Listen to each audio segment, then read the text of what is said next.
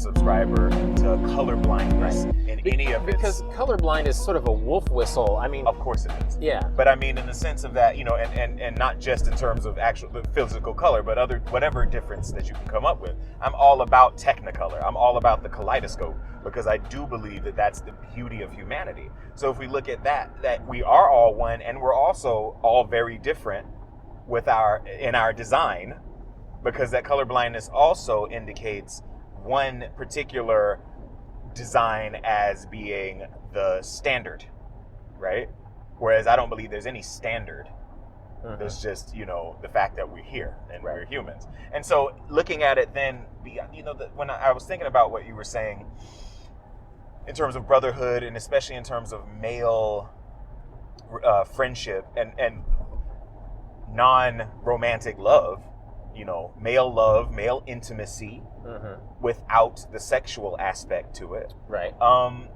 Which is sort of what I'm talking about, brotherhood. I don't want to gender it too much. Right, I know, but I guess the thing is, when we look at it, we keep trying to take, not you, but in general, these conversations, people keep trying to take love out of it. Yeah. The relationship between good friends is love. And people keep, we're taught to put romance, and when I say romance, I mean like the actual, the intimate relationship between two people, as in a love match kind of a thing, versus the other types of love that you get from your friends. And the things that I get from my male friends, I get from my female friends. That sense of understanding, that sense of, being able to relate, that sense of commonality, that sense of community, regardless of how they look on the outside. And so I think the focus on it being men bonding, on one hand, less importance needs to be put on that, just because there are other people, and the bonding needs to happen with other people regardless, because what I get from good male friends, I get from good female friends.